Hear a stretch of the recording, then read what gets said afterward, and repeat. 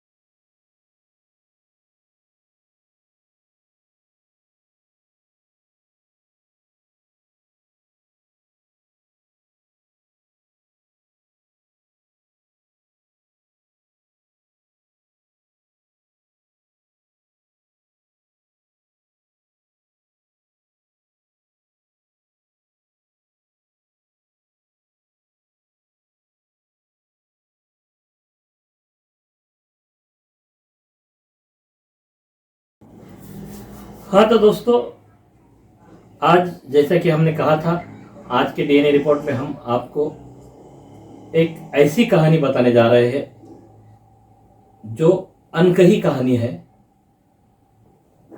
जिसे अभी तक शायद ही किसी ने आप तक पहुंचाया हो। ये कहानी है अमरीश ऋषि की।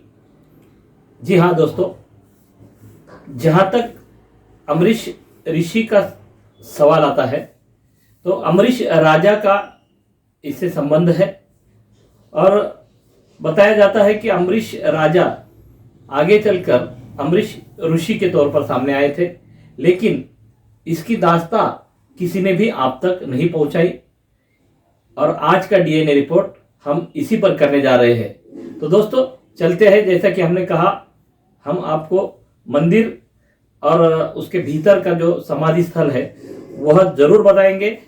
साथ में ये ऐसी एक कथा है जिसका बयान अभी तक शायद ही किसी प्रवचनकार ने किया हो।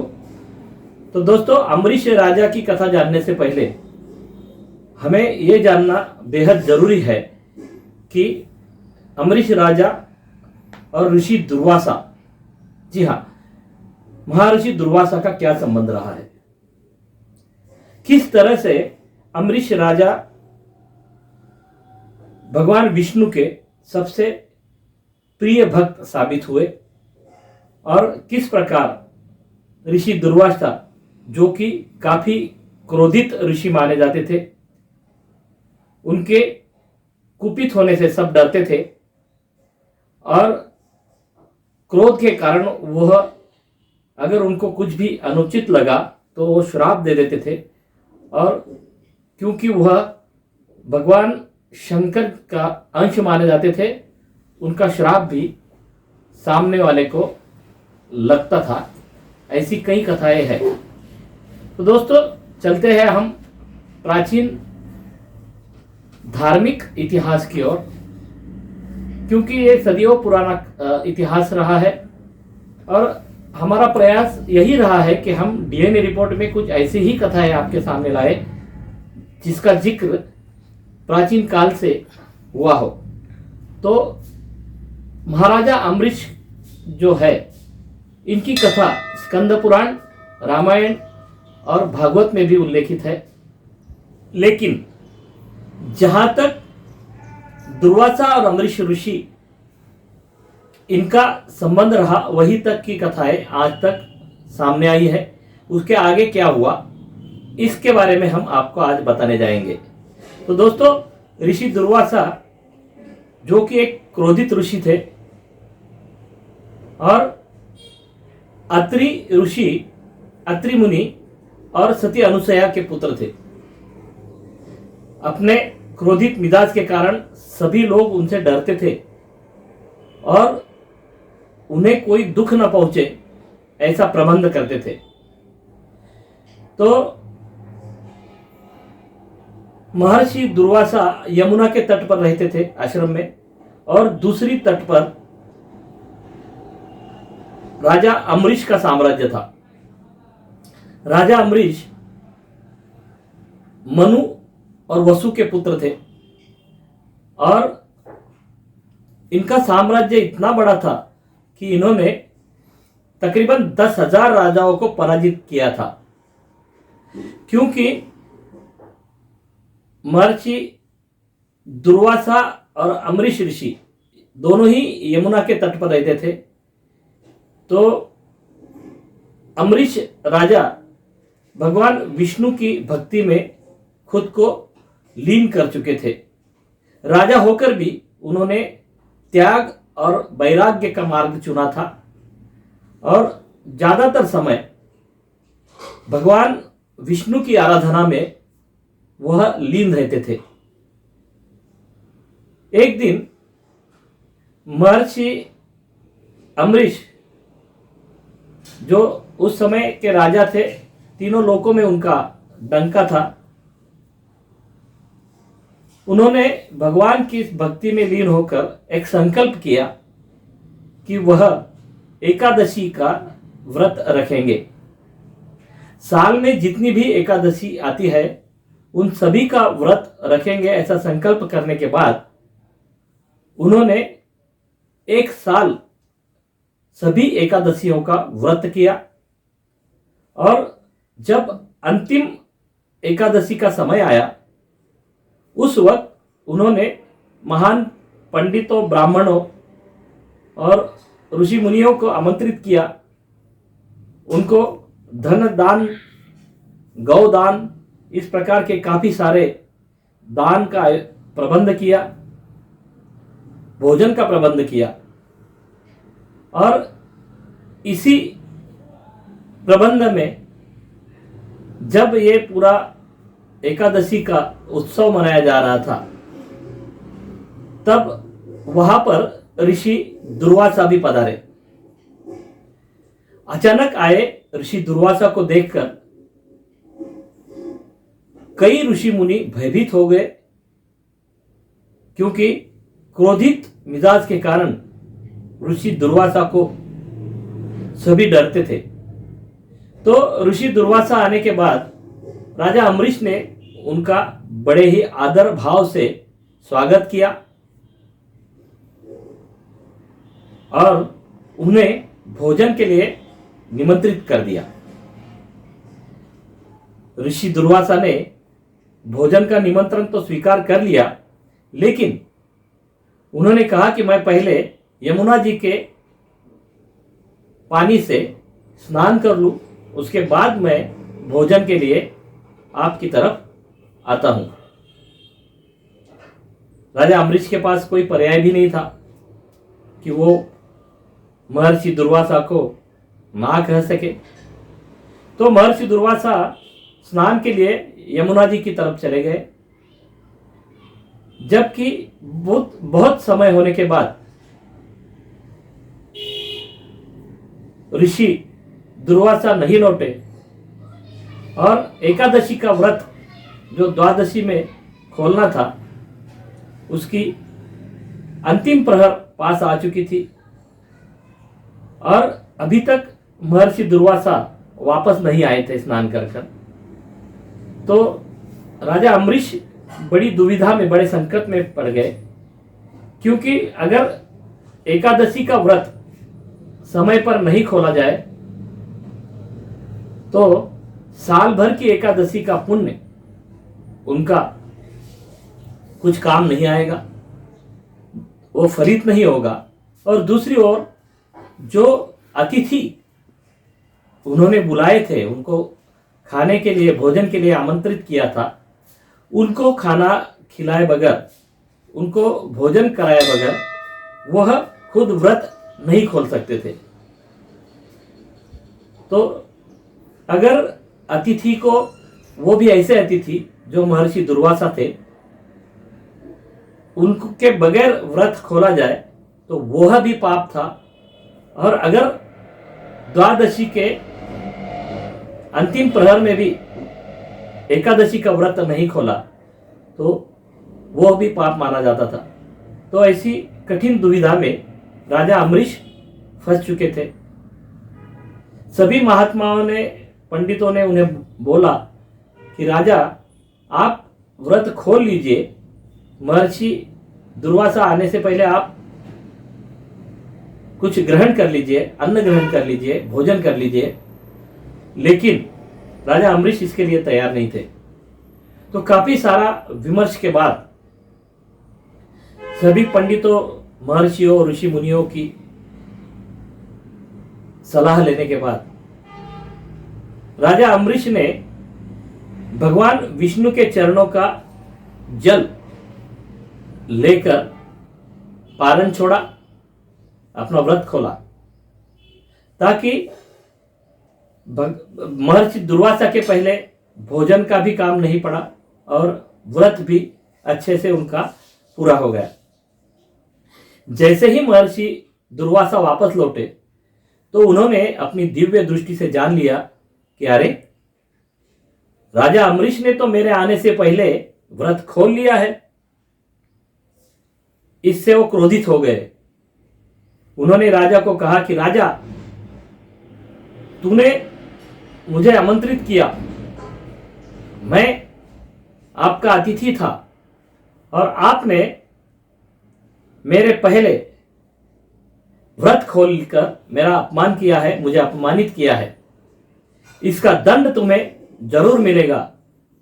और महर्षि दुर्वासा कुपित हो गए। उन्होंने अपनी जटाओं में से एक केश तोड़कर जमीन पर पटका और वहां से एक भयानक कृत्या प्रकट हुई। यह कृत्या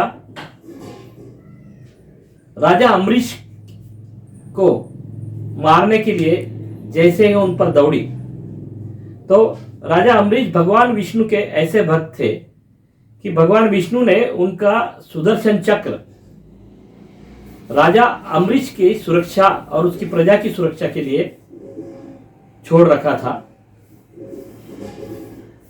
कि कहीं राजा अम्बरीश और उसकी प्रजा पर कोई संकट आए तो उस समय उस संकट से रक्षा करने के लिए वह सुदर्शन चक्र हमेशा तैयार रहता था।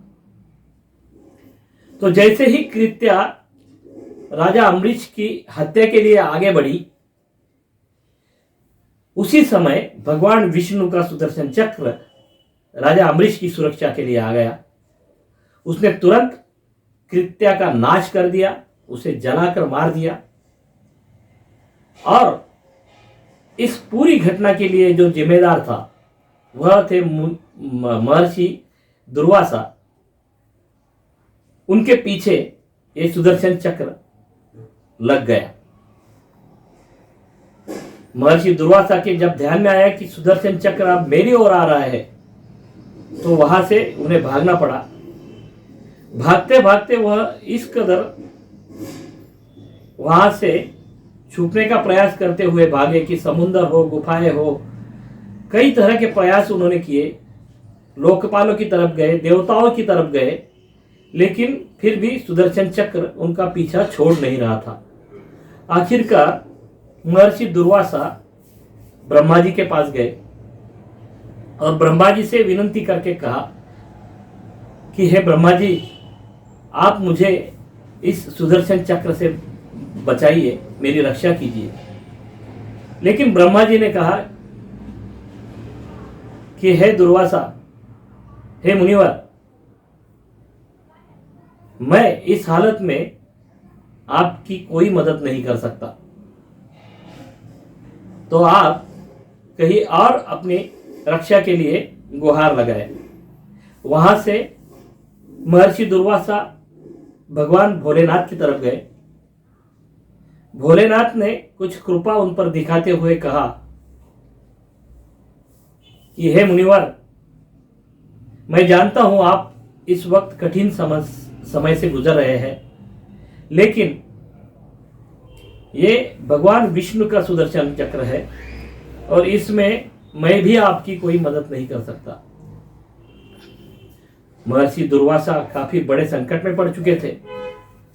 वहां से जाकर प्रभु नारायण विष्णु के चरणों में जाकर उन्होंने प्रभु विष्णु के चरण पकड़ लिए और उनसे विनती की कि हे प्रभु, आप कुछ भी कर आपके सुदर्शन चक्र से मुझे मुक्ति दिलाइए, ताकि मेरी जान बच सके, और आप ही इसे शांत कर सकते हैं, क्योंकि यह आपका सुदर्शन चक्र है। प्रभु विष्णु ने काफी अच्छा जवाब ऋषि दुर्वासा को दिया कि हे मुनिवर, अगर बात मेरी खुद की होती, अगर आपने मुझे अपमानित किया होता, तो मैं फिर भी आपको माफ कर देता, क्योंकि मैं सभी को माफ करता हूं। लेकिन यहां बात मेरे उस भक्त की है जिसने अपना पूरा समय मेरी भक्ति में लगा दिया है, और उस भक्त के आप अपराधी हो, और इस दशा में मैं आपकी कोई भी मदद नहीं कर सकता। बेहतर होगा कि आप राजा अम्बरीश के पास ही जाए। जब कोई रास्ता नहीं बचा था, महर्षि दुर्वासा वहां से फिर बचते बचाते सुदर्शन चक्र पीछे पड़ा था। सुदर्शन चक्र से खुद को बचते बचाते बचाते राजा अम्बरीश के दरबार में और आ गए, और राजा अम्बरीश को उन्होंने विनती की कि हे राजा, मुझसे बहुत बड़ी भूल हो गई, मैंने आपका अपमान किया, लेकिन अब आप मुझे इस सुदर्शन चक्र से मेरी रक्षा कीजिए। इस भागम भाग बचाते बचाते वहां तक पहुंचने में 1 साल बीत चुका था, और महर्षि दुर्वासा का बदन पूरी तरह से जल रहा था, क्योंकि सुदर्शन चक्र की गर्मी से उन्हें काफी तकलीफ पहुंची थी। तो जैसे ही वो राजा अम्बरीश के पास आए, तो राजा अम्बरीश भी उदास बैठे थे कि अरे, मेरे इतने बड़े यज्ञ से एक महात्मा ऋषि बिना मेरा भोजन किए यहां से कुपित होकर गए हैं, उनको मैंने अपमानित किया है। तो दोनों ही एक दूसरे के सामने जैसे ही आए, तो जैसे ही महर्षि दुर्वासा ने उन्हें विनती की, तो राजा अम्बरीश ने भगवान विष्णु को स्मरण करते हुए कहा कि हे भगवान, अगर मेरी भक्ति में सच्चाई है, मैंने आपकी जो सेवा अभी तक की है उसमें अगर कोई भी क्लेश नहीं है, पाप नहीं है, तो कृपया आप अपने सुदर्शन चक्र से महर्षि दुर्वासा की रक्षा करिए। और चमत्कार देखिए, जैसे ही भक्त ने आवाहन किया सुदर्शन चक्र शांत हो गया और ऋषि दुर्वासा की जान बची। दोस्तों, ये इतिहास बताने का कारण केवल इतना है कि अपने भक्त के लिए भगवान किस तरह से पूरी ताकत लगा देता है, किस तरह से उनकी रक्षा करता है। और स्वयं भगवान तैयार रहते हैं कि हे भक्त, बता मैं तेरे लिए क्या कर सकता हूं। बाद में महर्षि दुर्वासा भी राजा अम्बरीश के काफी अच्छे भक्त बन गए। उन्होंने मान लिया कि राजा अम्बरीश, तुम्हारी भक्ति अपरंपार है, और ऐसा भक्त जिसके लिए स्वयं भगवान विष्णु हमेशा तत्पर रहते हैं, ऐसे भक्त के साथ मैंने दुर्व्यवहार किया। और फिर वहां से राजा महर्षि दुर्वासा चल पड़े। उसके बाद दोस्तों, यहां तक की कहानी लगभग सभी तरफ बताई जाती है।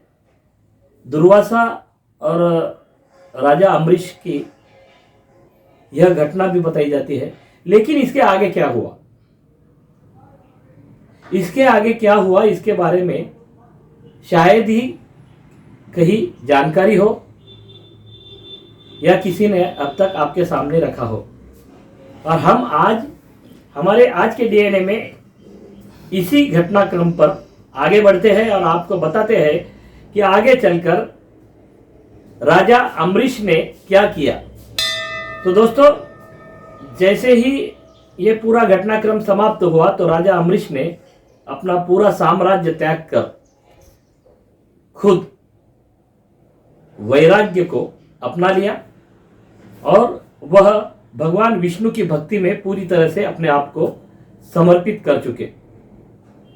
वहां से यमुना तट से चलते चलते जंगलों के माध्यम से वह इतने दूर निकल पड़े कि उत्तरी महाराष्ट्र, जिसे हम अब उत्तरी महाराष्ट्र बोलते हैं, यह पहले जिसे हम आज उत्तरी महाराष्ट्र के नाम से जानते हैं, वह प्राचीन काल में दंडकारण्य के नाम से जाना जाता था। तो दोस्तों, तब तक राजा अम्बरीश एक ऋषि के रास्ते पर चल चुके थे और चलते चलते दंडकारण्य के माध्यम से वह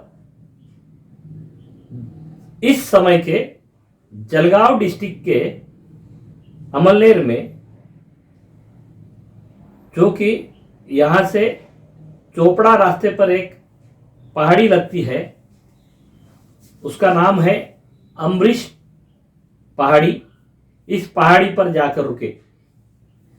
वहां उन्होंने तप साधना की और अपने आप को भगवान विष्णु के चरणों में समर्पित कर दिया। आज भी इस स्थल पर महर्षि अम्बरीश की समाधि है, जो कि पहले एक गुफा के स्वरूप में थी। आज यहाँ एक मंदिर बन चुका है और इस मंदिर में हर साल में एक बार आषाढ़ी एकादशी के दिन यहाँ पर मेला लगता है। आषाढ़ी एकादशी क्योंकि वारकरी संप्रदाय का सबसे बड़ा उत्सव माना जाता है और इस अम्बरीश पहाड़ी को द्वादश तीर्थ के नाम से भी जाना जाता है। और इसी आषाढ़ी एकादशी के बाद द्वादशी को दूसरे दिन एक मेला लगता है और इस मेले में काफी सारे भक्त महर्षि अम्बरीश की समाधि स्थल पर माथा टेकने आते हैं, उनका नमन करने आते हैं।